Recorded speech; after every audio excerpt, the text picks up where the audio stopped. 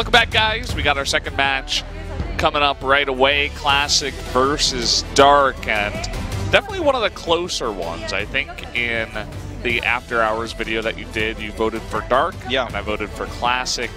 Definitely could go either way, and it is going to be one of the higher level PvZs we have here at SSL. Absolutely. It's definitely going to be an exciting one to see if we see that triple Stargate Oracle that we saw also in the GSL versus the World Tournament pop up again.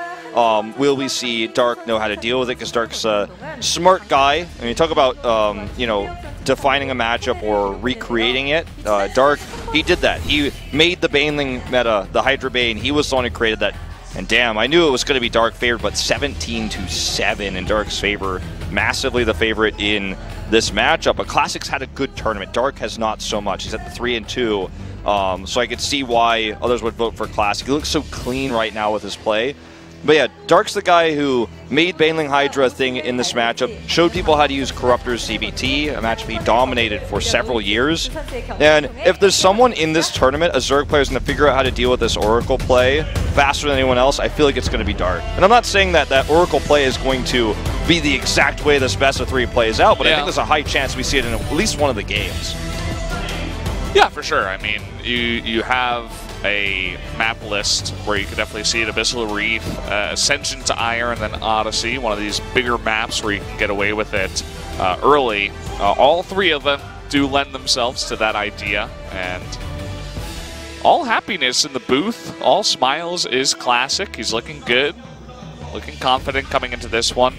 Dark, he took a couple of losses, as you mentioned. Both of them were actually against Perdosses. Lost to both Hero and to Stats 1-2. They were close series, no doubt.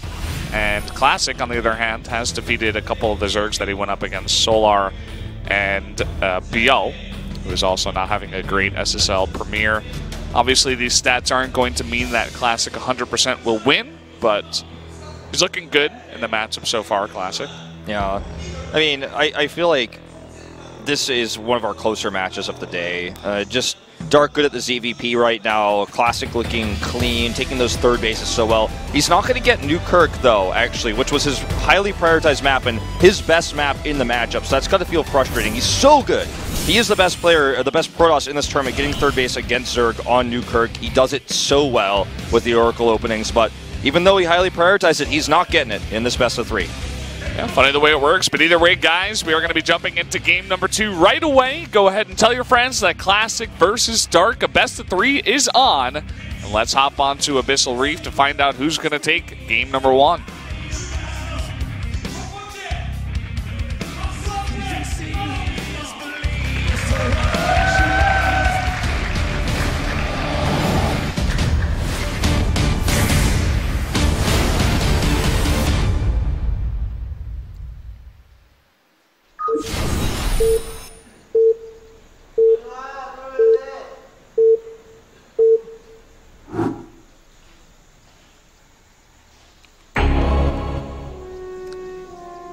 Fly, better fly. Jin Air. Down in the bottom right, another yellow Protoss player. It is Classic.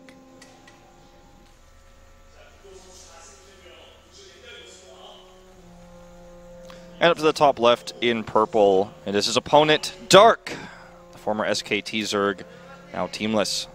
In fact, 2 former teammates, both very strong players, both have had ace performances on SKT back in the day.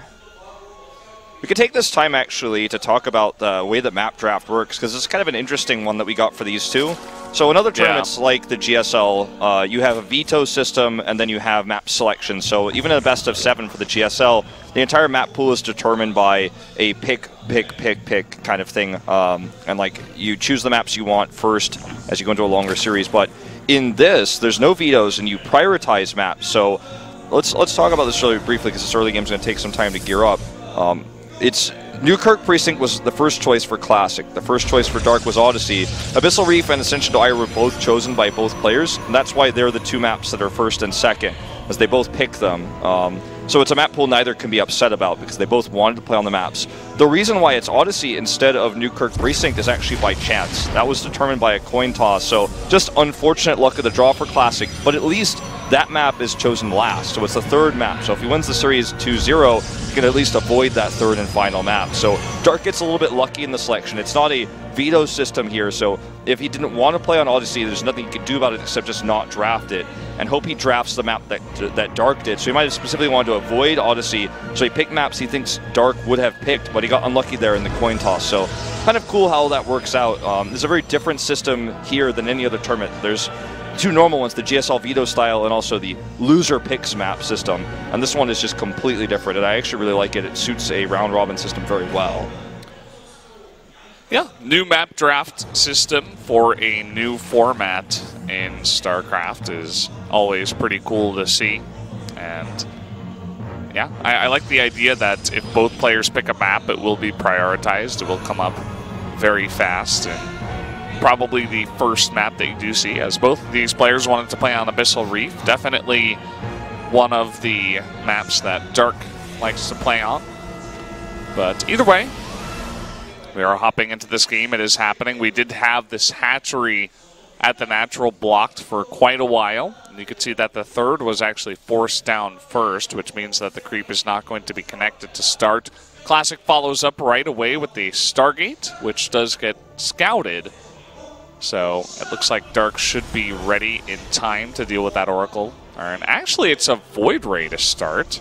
Okay. Well, we have seen Void Rays mixed in sometimes with the Oracle play, especially the triple Stargate to kill the Spore, but it's usually not seen this early, so an odd one here. But he knows the creep isn't connected, as you said, so he might be able to get some extra damage done to anything that spawns from that hatchery before a Queen gets down there. He may just end up being aggressive at the third base. Let's see what this ends up being, because we could predict and we can describe what the Void Ray is possible, or capable, I should say, of doing, but he's probably got a different plan than we've ever really seen before with this one. As it pops out, it will clear the Overlord, and that's going to be the first step. And it looks like he just wants to go down the Oracle path already here in game number one. I wouldn't be surprised to see with this Void Ray starting off that very heavy Stargate style out of Classic, especially on a map that is as defensive as this. You can get 3 bases very easily as the Protoss and be quite safe.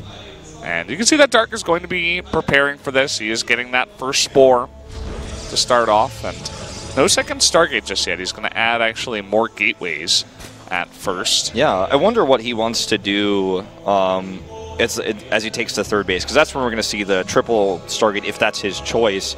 The Void Ray also serves a secondary purpose in that it can shut down further scouts of the main base, like, you know, if he was going to go for triple Oracle, he doesn't want Overlord to see that. But it also shuts down the drop play that Dark is so famous for with the Overlords. So just using this Oracle to gain information right now. Doesn't want his third base to be hit by a huge Ling attack when he places it. That's why he checked with the Oracle first, because if Dark had just hidden, say, 20 Lings, then this is a free cancel. So basically just playing hyper defensive right now. And we don't see the Twilight Council, which leads me to believe he will add the Stargates. Well, there it is. Okay, so I mean, hey, I was so right. The caster curse right in your face. We don't see the Twilight Council. There it is. Can we just go back like 5 seconds? Now that we have seen the Twilight Council, I don't think we're going to see triple Stargate. Yeah. He's going to focus down that Spore, which unfortunately the Void Ray does not get the aggro of the Spore as he comes in with his Oracles at the same time, so he's forced to back away. Does pick up a cheeky 4-drone kill. Yep, and that's exactly as you were saying. He wanted to try to get the aggro from the Spore. Didn't work, though. The Void Ray still stays tanky as a result. He didn't use the Prismatic Alignment, so can absolutely turn that on. In fact, he is onto the Hydralisk Den here. I don't think he gets this, does he? He might be able to. He's focusing that down with not only the Void Ray. Look at this He's going to get... Okay, here come the transfuses. Okay. What the hell are we watching? The Hydra Den almost went down, and so the Void Ray will pay in the end. This has been an entertaining day of StarCraft so far in a world where Hydra Den snipes are real. You know, I mean, it's really refreshing to see new strategies evolve, because these matchups that we cast, I mean, all of them, all 9, are really kind of set in stone during certain periods of time, then suddenly you'll see this slow change over time for a matchup. But it feels like in the SSL and in the GSL right now, we're seeing constant evolution. Just this month specifically, I'm like, whoa, okay. You know, Mech came back a little bit, TVZ, we're seeing triple Stargate Oracle, army compositions, Void Rays coming out, proxy gateways. I mean, it's a whole new world. Storm, by the way, super early in this game. He's going to have it up before any attacks hit, and the idea to kill the Hydralisk Den was to make sure that he could secure this, no problem, but I think he's going to have this already regardless, as Dark is not moving across the map. He's got 2 High Templar here, and, I mean, this is a secured third base. The Great Wall of Classic. The Great Wall of Gateways, whatever you want to call it. 5 gateways in a row is going to wall off that spot, and Dark, very well known for his run-bys at the third base with Banelings, with Speedlings, and so Classic will prepare for that. Doesn't mean that there's only one way into the fourth. I mean, I suppose there is a couple of ways to get in there once you break down the rocks, but it's very, very safe. And we are going to get into this later game PVZ. It makes sense for Abyssal Reef, no doubt. Look at how much lost mining time there from the Stasis Ward. It's very important to have spores at your bases for reasons like this too. And it looks like this was going to get picked off by the Hydras, unfortunately. Ooh! No, because he actually is paying so much attention, he sees it. But notice that he takes his 4th base right when Storm is finishing. Like, Storm is 5 seconds away from finishing, he drops the Nexus. It's clearly a multi-step process, and this is something we've been talking about. Classic in this matchup is so clean at taking the 3rd base. He knows the exact step to take the 4th, and that's all because of the Oracle pressure, the Void Ray attack, those things that forced Dark to be on his feet. He couldn't attack earlier, but he is getting a fast Hive. He's responding correctly. He's going to have Baneling speed. He can threaten with this. It's not going to be the big Hydra Baneling attack that crashes into the 4th base or the 3rd base, especially not with that gateway wall.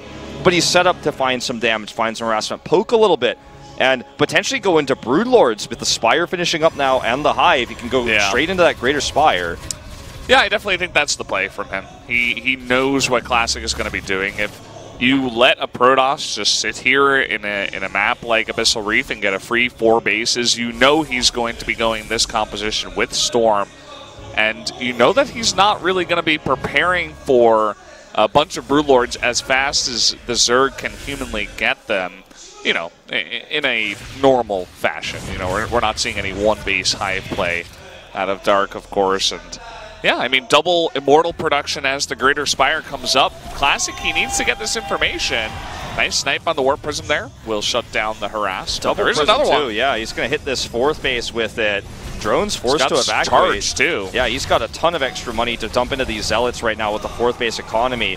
Let's see if the Prism hits the main base, because if he does, then he might scout the Greater Spire. Looks like it will be picked off, so both Prisms down now. And sure, 13 drones went down, but at least Dark has the peace of mind. Classic's not going to be killing any more workers because he killed both Prisms. There's not a 3rd Prism, right? He's like, no way. There is one being made right now, but he has a peace of mind as well that the Hive Tech, the Greater Spire, has not been scouted. Or did he see that, actually? The Observer just showed it. Didn't actually see if he saw it. Let me go ahead and use the magic of technology here for me. Okay, did not see it, actually. He has no idea. And you can tell by his production tab. I mean, he's getting a Dark Shrine. He's making more Immortals. This is not what you need against Broodlords. Not a very big secret for you guys who've been following StarCraft for a while. He has all the answers for Ultras. He has all the answers for Lurkers. Even Swarm Hosts wouldn't really phase him at this stage, but the one thing he doesn't have is the answer for this. He doesn't have the Fleet Beacon that it will be required to deal with this. It's so well hidden. And I feel like Dark has just taken the proper approach to deal with Classic style. He knows he's a Step 2, Step 3, Step 4, very methodical player at taking these expansions, very difficult to attack into, the wall off, the early Side Storm. So he just said, okay, I'm going to take the slow approach. I'm just going to play greedy. While you turtle up, I'm going to get the fast Broodlords. Now I can use them to pressure you. Now this is scouted. Classic is making the additional Stargates and the Fleet Beacon. So, but this is the window of time Dark has to maybe poke out, get some extra damage. He's taking another base right now, adding more Corruptors. Yep. This is the timing. He's moving across the map, and from 5th base to 4th base, if you can break down those rocks, even though Abyssal Reef is a pretty big map, you can get over here in due time. And you know what? This. The Broodlords are in position already. Yeah, he might even not even want to break those rocks down because it gives the Broodlords kind of a safe haven to retreat behind. They're just chilling. We'll be able to trigger the stasis wards with the broodlings very easily as well. So another one's going to be triggered here. Triggered. I don't know why that came out of my mouth, but triggered. I'm triggered right now. This is funny. He decides to warp this into the worst possible moment. Three Tempests are on the way, but they're not here. That Storm is decent, but the Broodlord's uncontested. This base is going to have to be canceled.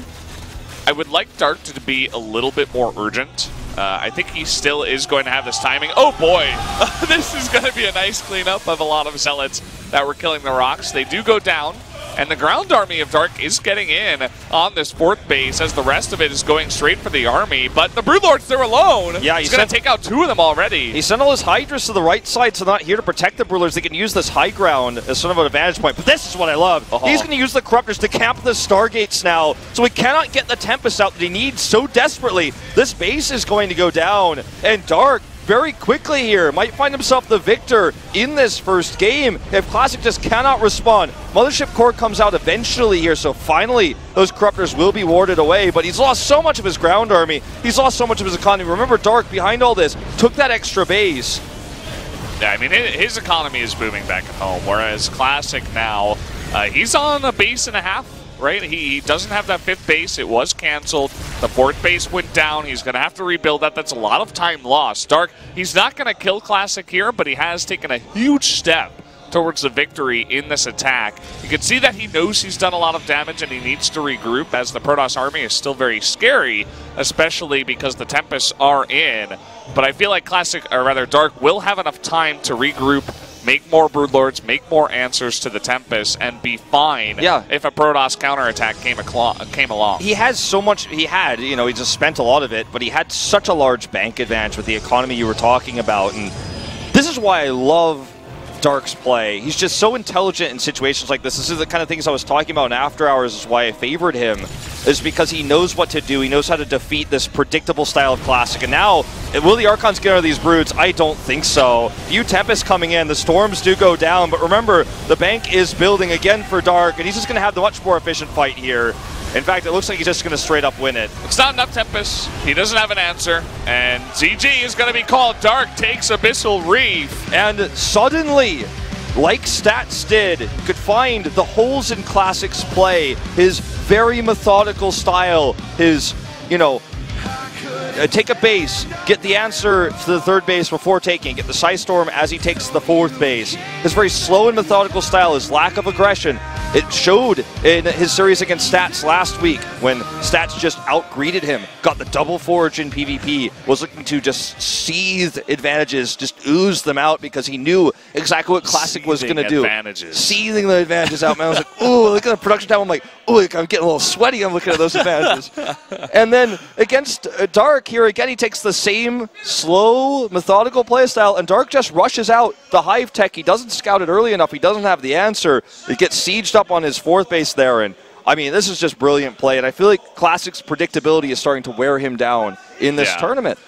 But I do feel like also that was kind of a one-game play by Dark, right? This time around, Classic will take the necessary precautions to say, okay, I know that you have this, you know what I'm doing, right? So I'm going to try to scout your Hive, I'm going to scout your Greater Spire. We are jumping into Ascension to Aiur for game number 2, which should be another one of these long drawn-out macro games.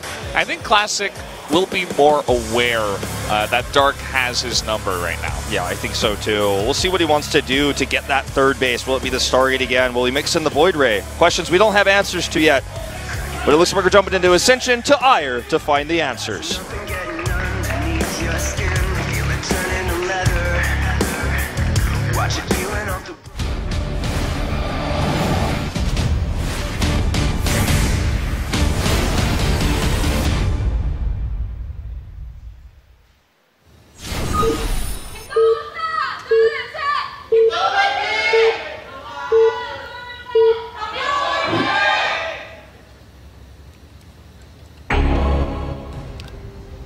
Here we go, game number 2. And up in the top left, the yellow Protoss, it is Classic, former SKT, such as his opponent. Down to the bottom right, it is Dark in that Zerg purple. SKT versus SKT. Yeah. Former. The old story goes. These guys must know each other so well. No doubt. I mean, talk about the story of why Koreans are so good at every game they play and every game they have team houses in. It's not because they eat a lot of kimchi, okay? It's not because they get budichige like me. It's because they practice for 12 hours a day in cubicles next to each other. You can read documentaries about it. You can look up videos on YouTube. SKT was the best funded house, and so yeah, living together, basically only leaving the house on weekends and holidays, you would imagine these guys know each other too well, almost. You guys see the stats that are like, okay, 17-7 in favor of Dark in Legacy of the Void, but that's like 0.01% of the games that they have played. Those are the televised games. Those are the ones you see, but who knows? I mean, Classic might have a 70% win ratio in the team house. You'll never know. Those stats are not going to be revealed. Stark in the studio! Oh my God! What's he doing here?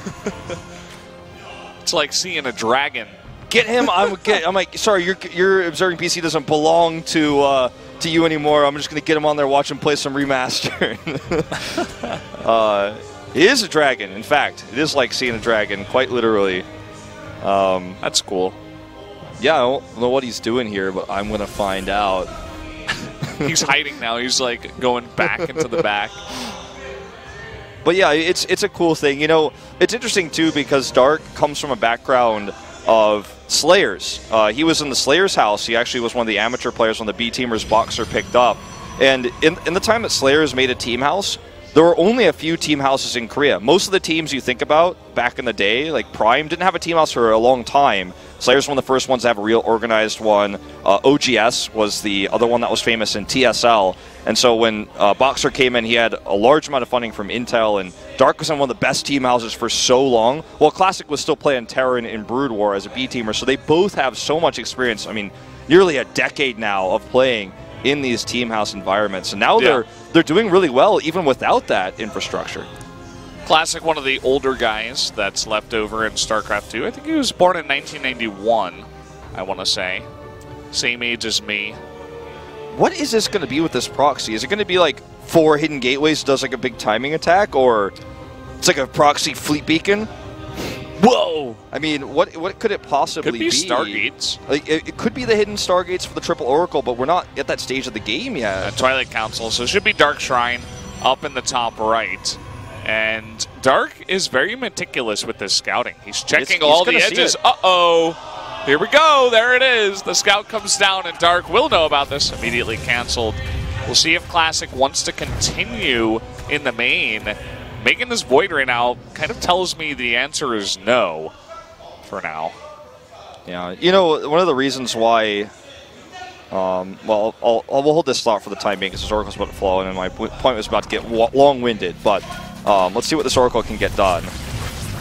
Well, this is not a case where you want to sacrifice it. Nope. Just going to get 2 drones. Another one is canceled over here into a Spore. I think he might actually still get that. He canceled it again. It's going to be close. Okay, got it. Yeah. He actually lost money to do that, too. But... Never give up. Never surrender. That Oracle is teaching you guys a lesson about life.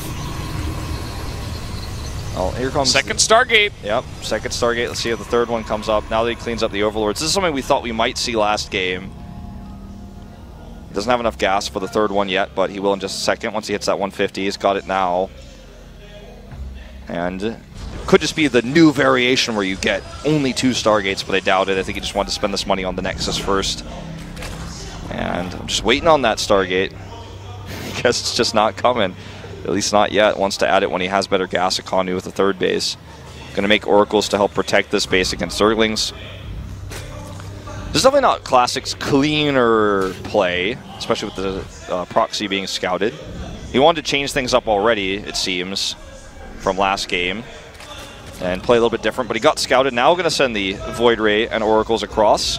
Yeah, should be... Hydrogen in the same place, uh-oh. Nah, he's just going for the Spore that on burrows. Okay, gonna clean up 4 of these drones. One of the Oracles almost dies.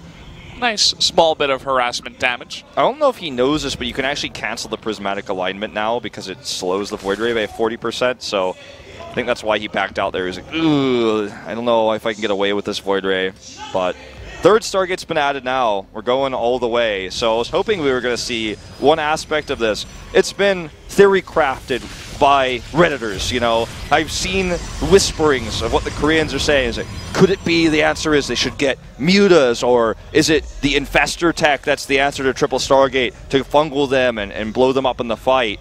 You know, I miscalled that fight last week when we saw the Oracles come in. There was Psystorm and Zealots there. It was a kind of a crazy fight. The Oracles won in the end. I didn't predict that result, but I feel like Zergs eventually are going to find the answer to this. I don't know what it is yet, but the Spire is going to be the start here for Dark, as Oracles cannot hit air units.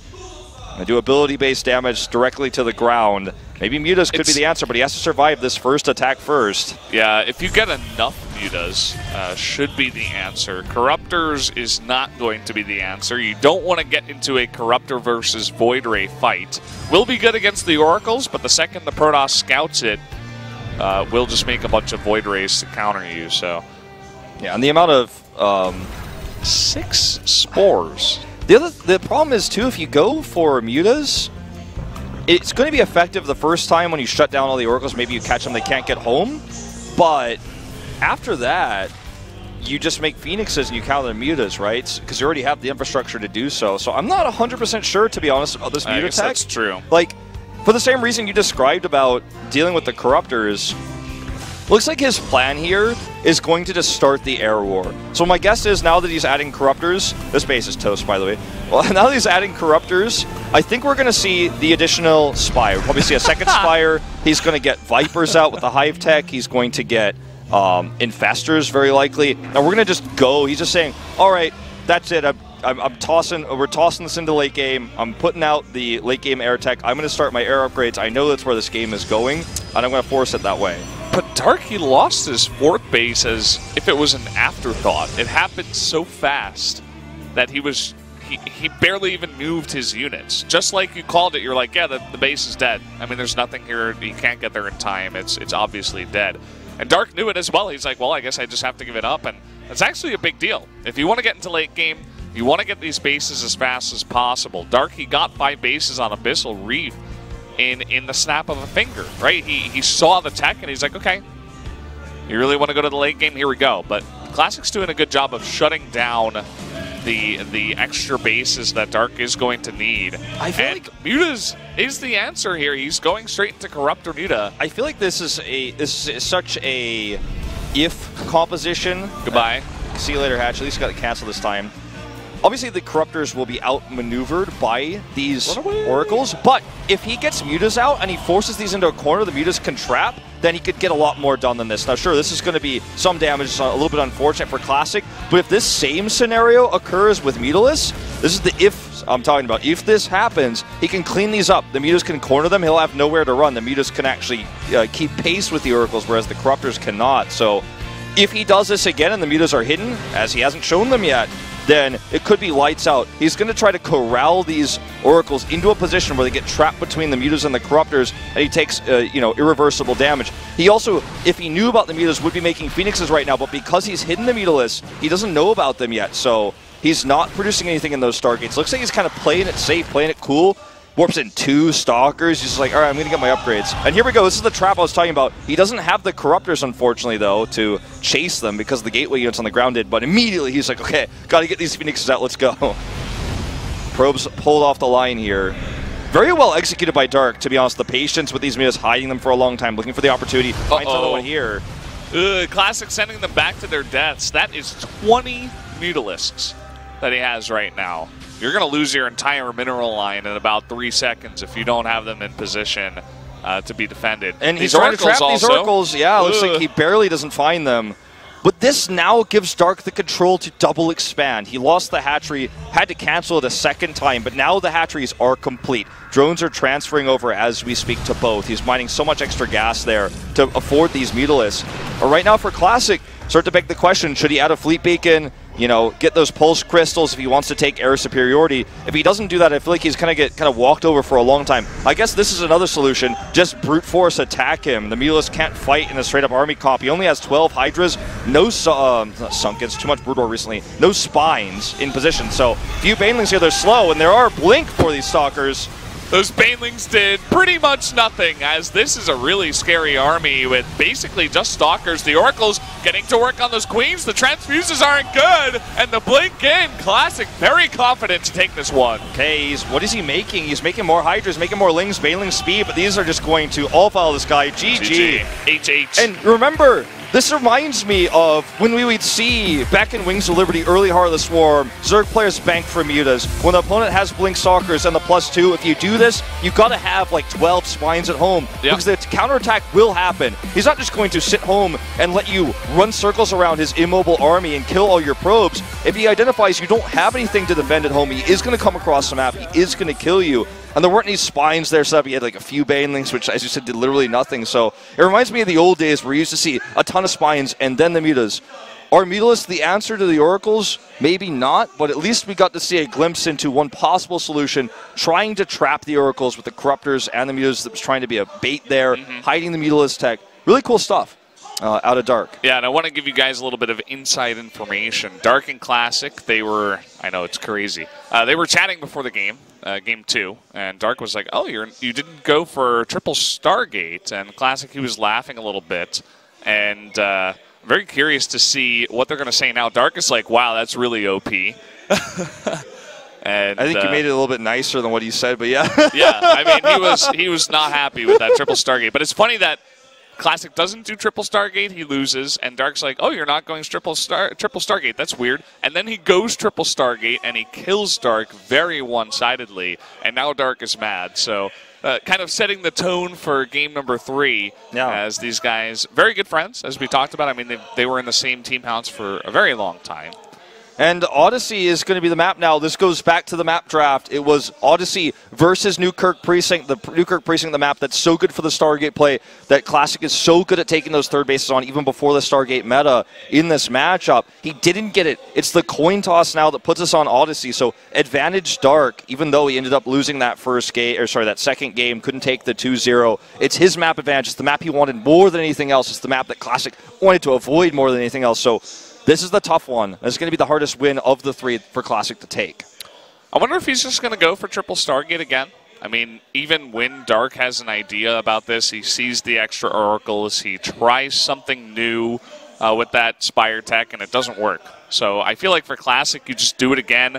Dark doesn't seem to have the build down, the answer to that triple Stargate. This is a good way for a Classic, even if he's, not favored. It's a very, very close match when it comes to Classic versus Dark. But this is a good way to say, okay, there's this new build. It's really powerful. You don't know how to deal with it. I'm just going to take this basically free best of 3 if you're not going to respond to it correctly.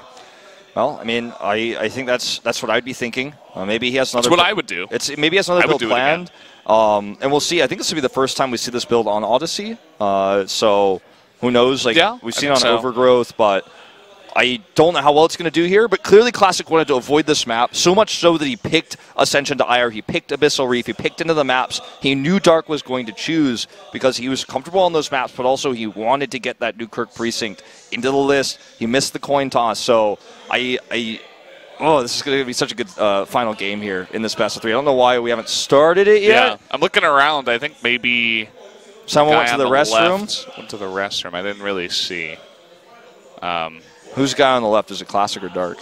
I don't know. I think it's Dark, because generally the first player is Classic, and they're on the right, and then Dark is on the left. Very true. But either way, it looks like the countdown has started. So here we go, guys. We're going to be jumping into game number 3 without too much of a delay. Oh yeah, you're right. Left and right side, at least for us. Stage left, stage right. Okay, it's time, guys. Game number 3. Odyssey is the map. Let's jump into it to decide this series, this epic PvZ between Classic and Dark.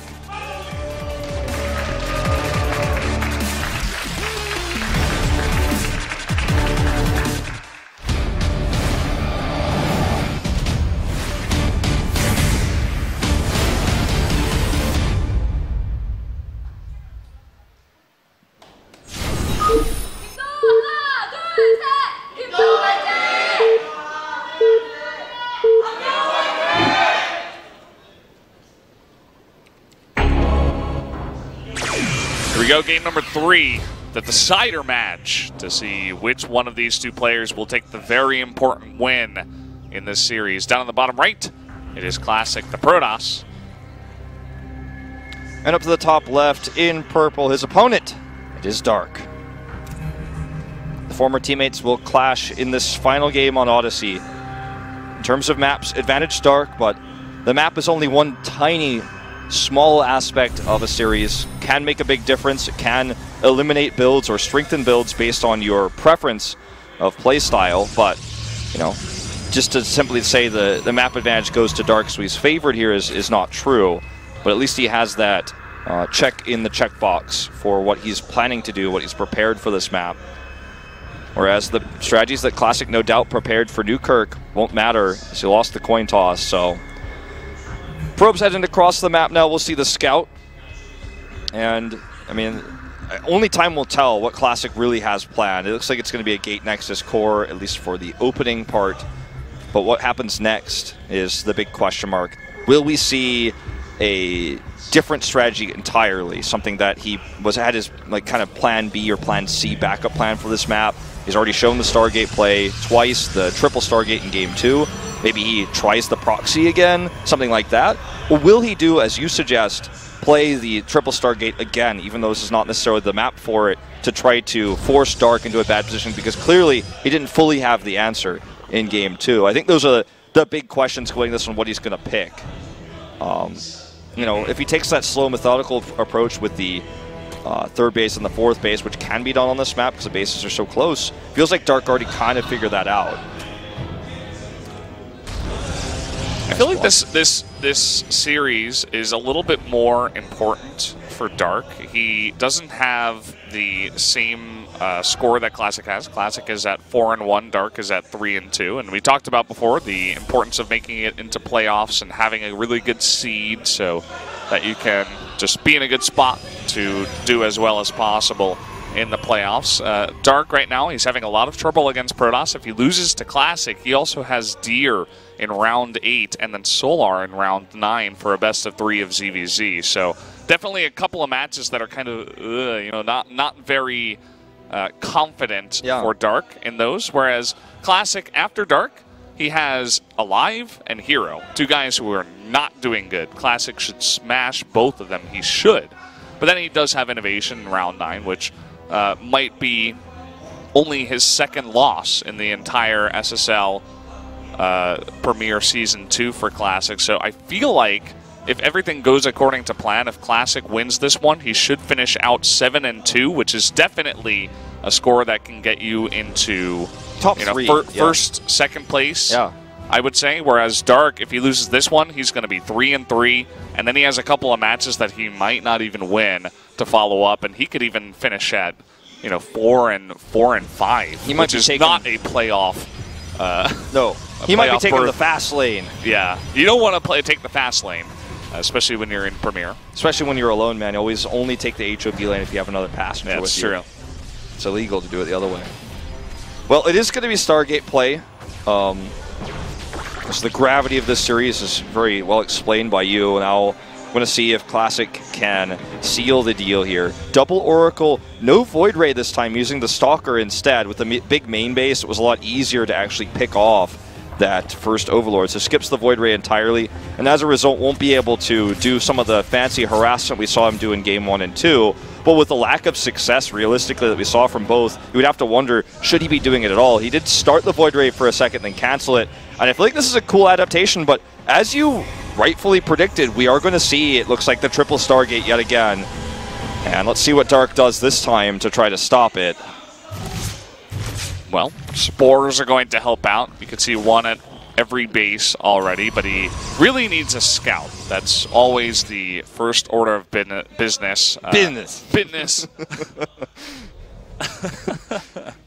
I'm in a scouting business. Well, definitely needs to get that scout, for sure. And you can see that Classic, the telltale sign is either 3 oracles, which you generally wouldn't make, or obviously seeing it with your Overlord or with your Lings. He's going to go for Hydras anyway. It's pretty common against Protoss in the mid-game, but he needs to get the scout to know exactly how hard to commit to the Hydras, whether or not to get Festers to deal with that high number of air units as well. He's getting +1, and he just simply doesn't know. And there's no way he could know. And this is really cool because this is very well orchestrated by Classic. Didn't make the Void Ray, but he cleaned the Overlord, and he was able to remove the second one. So there's just nothing nearby, even for him to tell that this is the next move.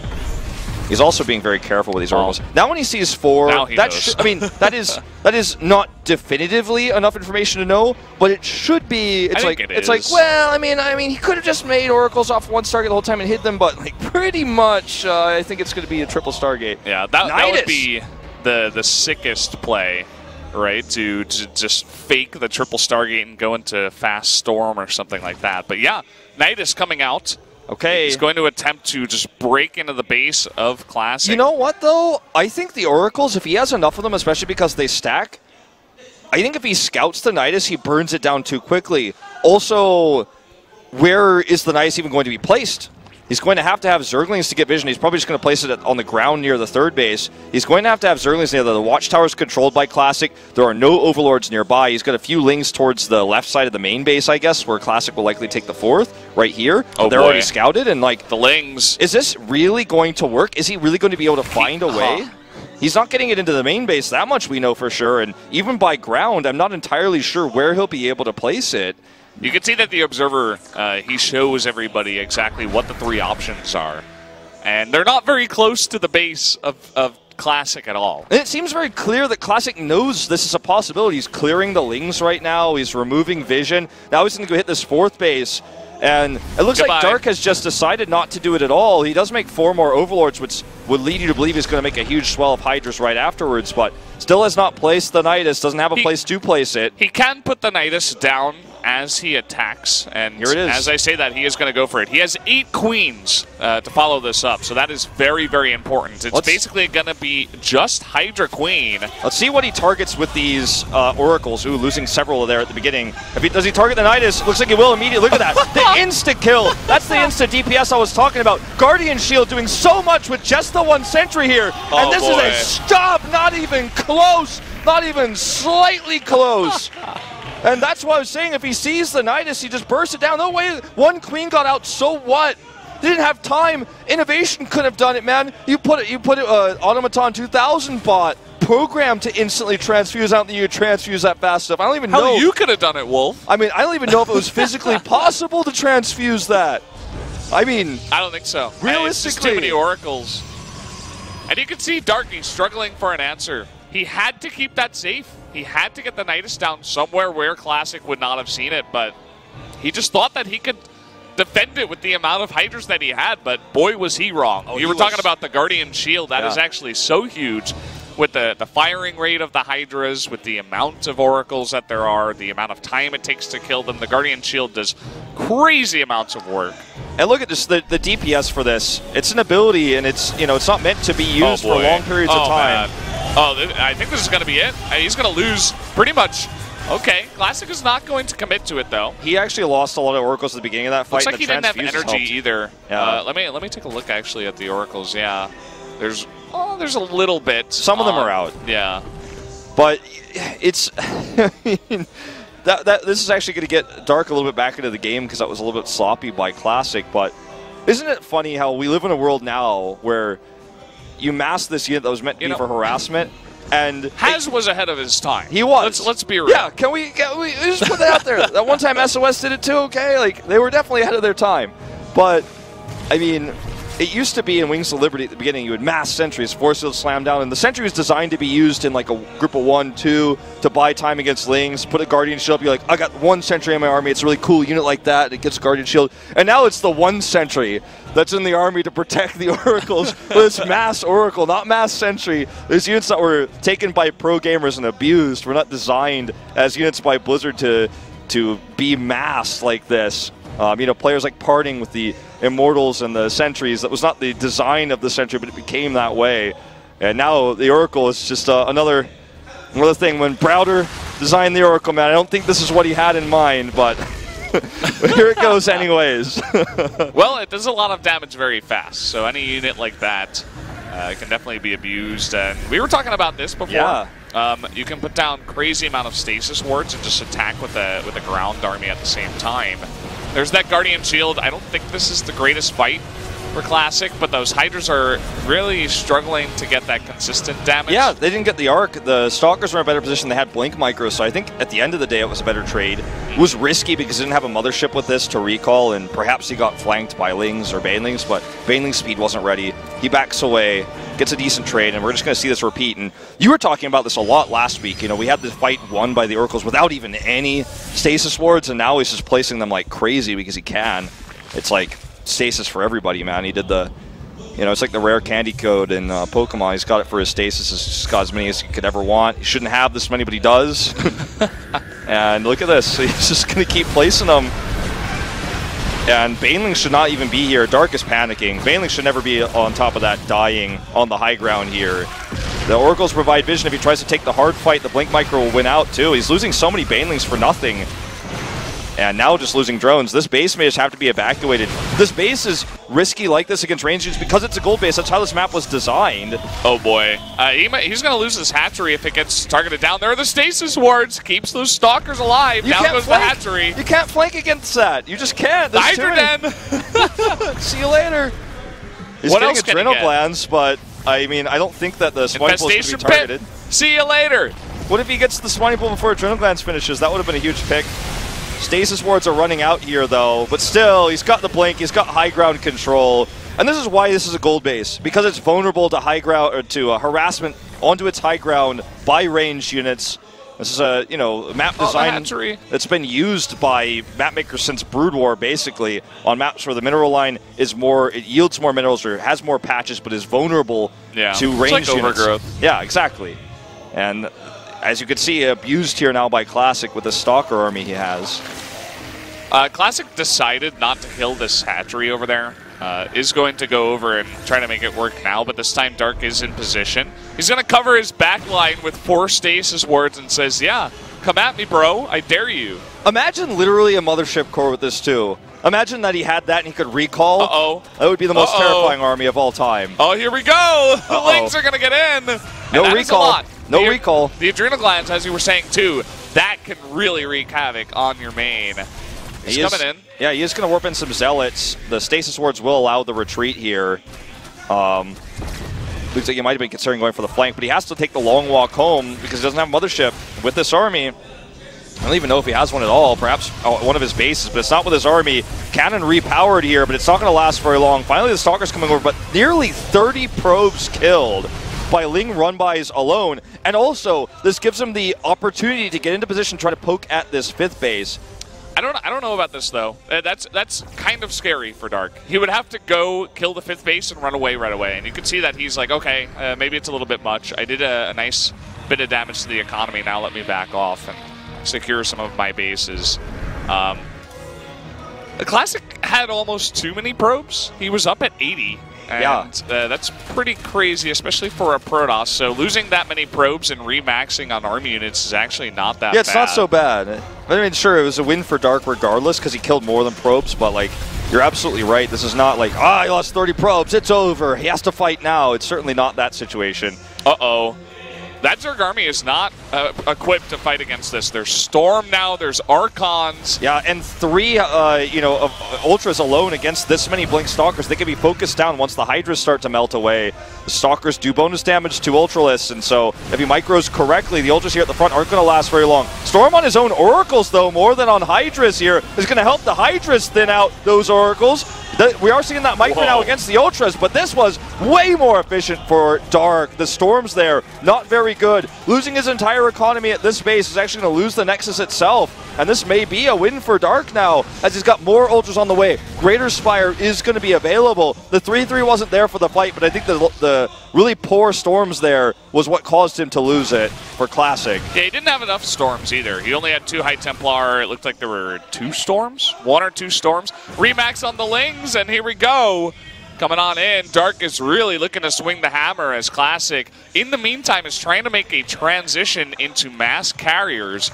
which will be nice if he can get there. It's just so difficult to afford. There's no carriers in the sky right now. These 3 that are making right now are going to be the first 3. Okay, has to make an Archon with those Templar. Not enough time to buy for the energy, or sorry, not enough energy there at all. Like, he's trying to buy time for it, fails to. The flank with the Ultras, there's nowhere to run now. And as frames drop, the Stalkers get caught here. That's going to be the end of this game and the end of the series, you have to imagine. Some do escape here onto the high ground, but what can he do? Down another Nexus, no protection for the gold base, the top right. Sure, this hatchery went down to what looks like a Zealot drop over here, but the end of the game is nigh, as Classic cannot hope to defend. Carrier's not even full on interceptors, it's all he's got. 4 interceptors trying to save the day. No Graviton Catapult either, yeah. And this is just going to be the end, it looks like. No way he could defend. Stalker might could do you a little bit, but not a lot of it in this situation. He's really trying to hang on here. Dark is pushing it, and he's losing hatcheries as he goes. And, okay, I think he went a little bit too far. You know, Classic, he doesn't really have an economy anymore, which is really bad. But, you know, you could have just regrouped, maxed out. This is kind of the anti-pro gamer thing that you see often. You know, when you get a ranking at the end of like a DDR game where you get like S, A, or B, or you get a perfect, I feel like at the end of this game, Dark wins it, but he gets a C-, okay, as ranking. Like, it was definitely not the cleanest way to end the game, but he still wins. But, you know. Yeah, you get like a C- for this one. But you could see where Classic falls apart in this game. You counterattack him a couple of times, and then all of a sudden it's like a house of cards. It's like, okay, I'll just take down 1 card from the bottom, and the whole house is going to come down. And that's what it looked like for Classic. You counterattack him, and all of a sudden, all of that pressure that he had with the Oracles, all of that you know, winning pressure that he had is just totally gone, and Dark takes full control of the game. Yeah, the Ultras being a big factor there. The Psystorm that killed the... Like, did the Hydras kill the Oracles in that fight? No, the Psystorm killed the Oracles with the Hydras. Was another big factor. Had he killed the Hydras, he keeps his army alive there. And then, as you were talking about, the lack of probes actually makes his army supply larger. He's fighting back in this game. He's going to force another hatchery to cancel, but I mean, he's losing his infrastructure. He's mining from a base that's almost mined out.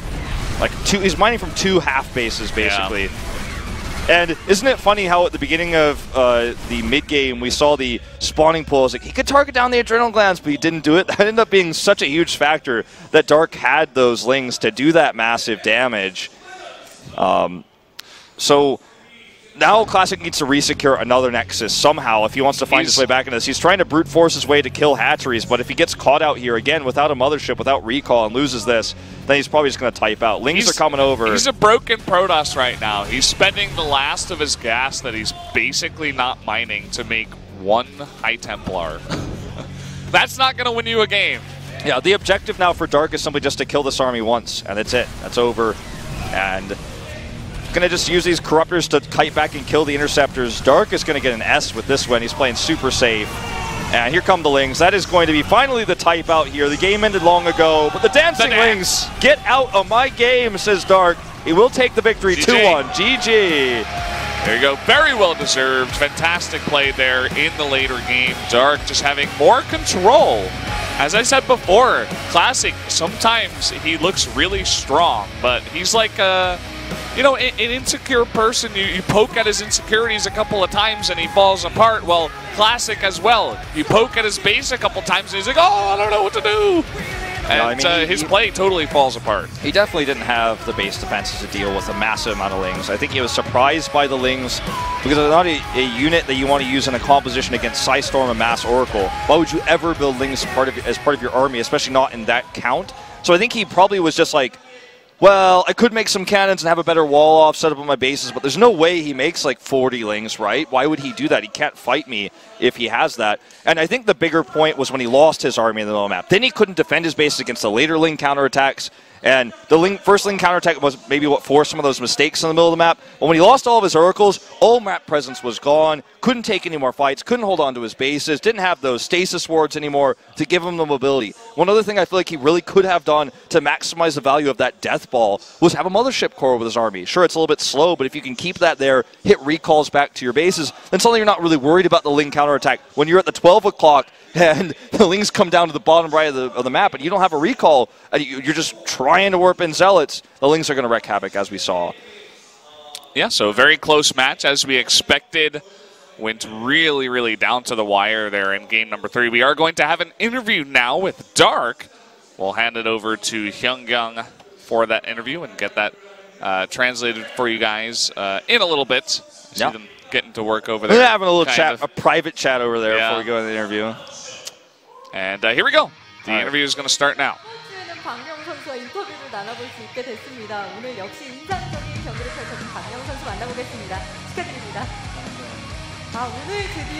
Congratulations.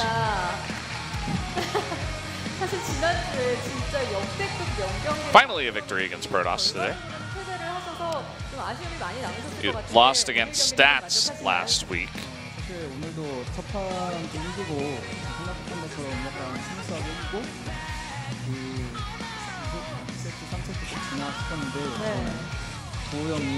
Dark says the first set went really well. He was really happy about the way it went. He was very scared in sets 2 and 3, though, dealing with that build.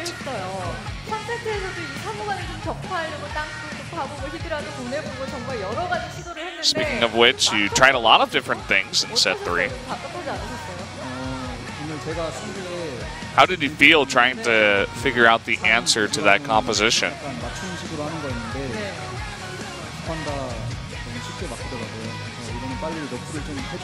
Dark says, I prepared my build specifically to counter triple Stargate, but unfortunately my builds were torn apart by Classic, very easily defended.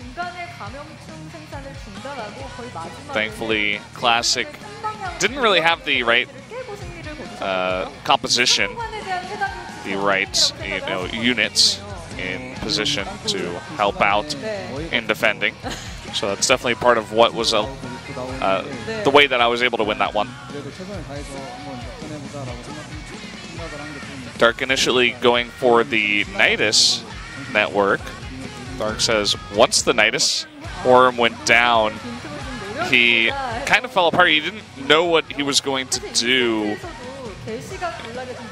and he didn't really have an idea of how he was going to win the game, but he said the Lings, at the end of the day, the counter-attacking was really what won him the game.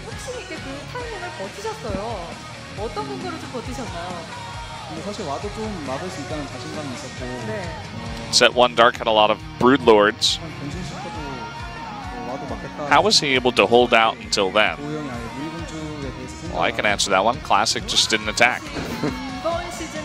Dark said, I was initially confident that I could defend whatever would come my way before the Broodlords came out, but fortunately for me, Classic played very passively and wasn't prepared for the Broodlords when they came out, so that was very fortunate for me. And he also says that Protoss is overpowered. It's not the first time that we've heard that from a Zerg player. That's what he said. It's basically like what he summed up the season as. Yeah. He's like, yeah, Protoss is OP. Still able to defeat one of the best in SSL. And we're seeing non-Protoss players do incredibly well in other tournaments. Yeah. He says, I have a lot of tricky opponents left. Deer, Solar, as I was talking about before. And he says, I just have to prepare my best and be ready for those best of 3s because they are going to be very hard to make sure that I win those. So that's going to be the end of the interview. Guys, we are going to go into a quick break before we get into Maru versus Solar.